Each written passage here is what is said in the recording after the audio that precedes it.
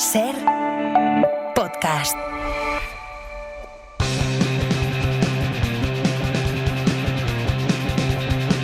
Hoy por hoy Magazine.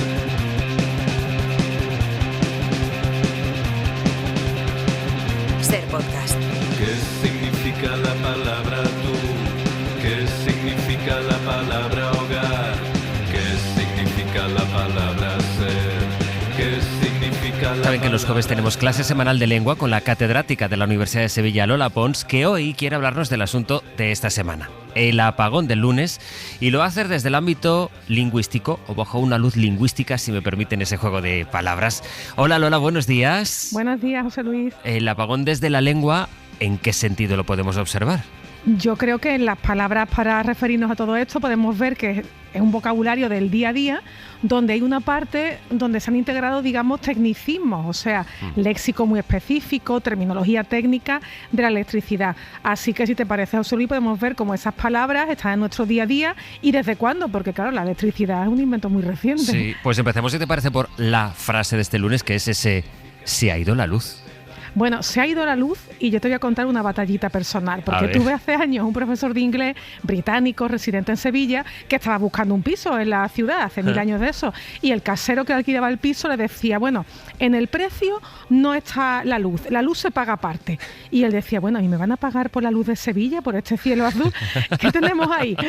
Es que la luz es nuestra forma genérica, poco especializada de referirnos a la corriente eléctrica, porque decimos el recibo de la luz como decimos el recibo del agua. Y dirán los oyentes, ay, pues eso es muy normal, la luz por la electricidad.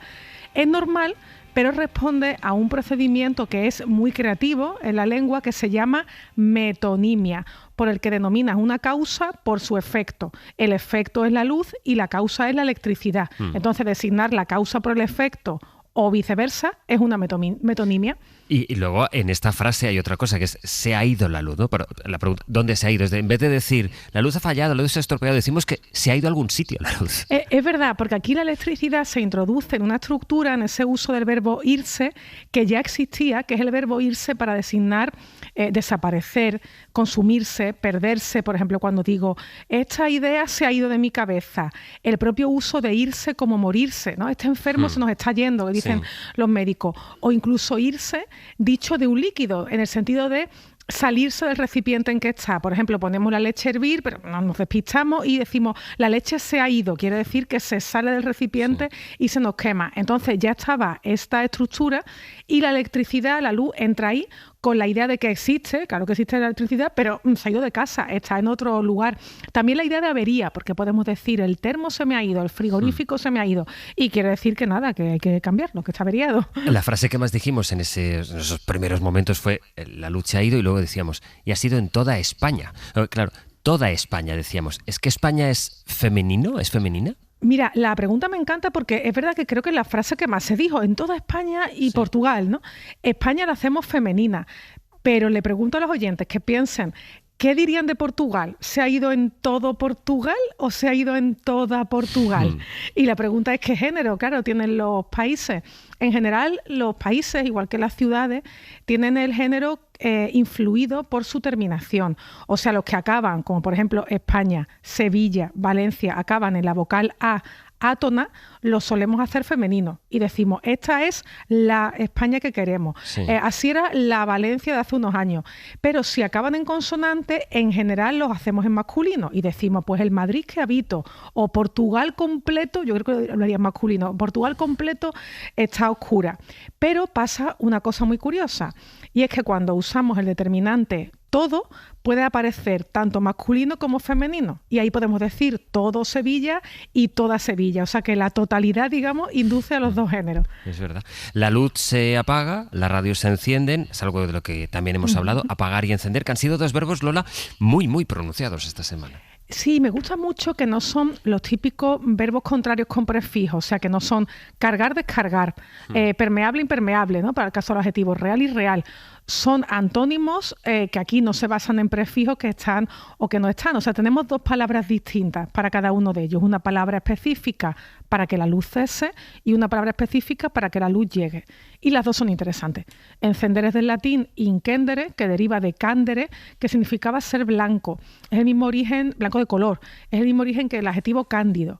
Y apagar, por su parte, deriva de la palabra pax, del sustantivo pax, que es paz en latín, porque hacer las paces, acabar la pelea, era extinguir el fuego, apagar las hogueras. Es precioso porque aquí observamos cómo el léxico del fuego, de la chimenea, del hogar donde se cocinaba, se traslada a la electricidad y a la energía. Y decimos apagar la chimenea, pero después apagar la luz, apagar el móvil, e incluso nosotros mismos nos concebimos como si fuésemos un dispositivo encendido y decíamos, ay, José Luis, yo querría apagar este pensamiento que me persigue, ¿no? Como si hubiera un interruptor ahí que nos permitiera eso es, en nuestro cerebro. Y luego, hablando de cómo de introducido está el léxico que tiene que ver con la electricidad o con la luz, como decíamos antes. Términos eléctricos para explicar cosas muy humanas. Por ejemplo, decir que alguien fue un pararrayos para evitar un conflicto. Eso es lo mismo, porque fíjate que un pararrayos es un artificio que preserva un edificio de los efectos de la electricidad en las nubes. Y esto es un invento que cuando empieza a popularizarse en Europa a partir del siglo XVIII se llama de muchas maneras. Se llamó conductor del rayo, guardarrayo o antirrayo, o incluso un nombre un poco pedante, demasiado especializado para mí, que era barras conductrices. Pero ya a inicios del siglo XIX entra esto de pararrayos, entra los diccionarios incluso, y claro, como dicen, la usamos con ese sentido figurado, ¿no? De alguien hizo de pararrayos y evitó un problema, porque esa es otra propiedad inherente a los idiomas. Todo nombre de objeto puede ser usado figuradamente con un sentido, digamos, metafórico o proyectado. Es precioso. Y hemos hablado de apagón. ¿Se podría decir, ahora que hablábamos del género, apagona? Sorpresa, sí, se puede decir apagona, pero apagona es un adjetivo, o sea, ser apagón o ser apagona es lo mismo que ser apagadizo, es decir, que se apaga pronto. Por ejemplo, un cigarro apagón se nos va a apagar pronto, una hoguera apagona pues está ya muriendo, dejará pronto de estar encendida. Es verdad que esto se dice más en Cuba que en España, pero vamos, que podríamos decir, España estaba apagona antes de las 12:30 del lunes. Antes del apagón, claro, sí. Eso es.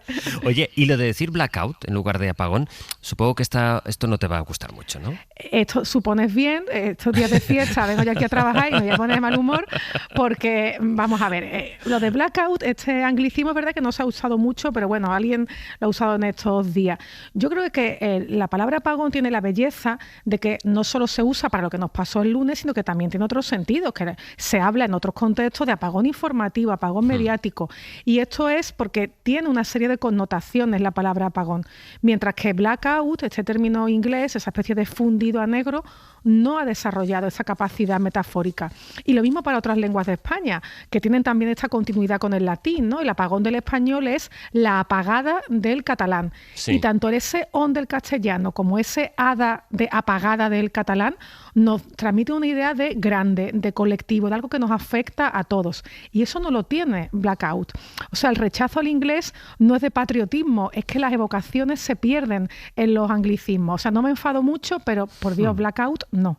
Por un día que no traías el látigo, pues vamos a dejarlo ahí, ¿no? Que hoy es fiesta. Lola, gracias. Gracias a ti. Un beso, hasta la semana que viene. Para no perderte ningún episodio, síguenos en la aplicación o la web de la SER, Podium Podcast o tu plataforma de audio favorita.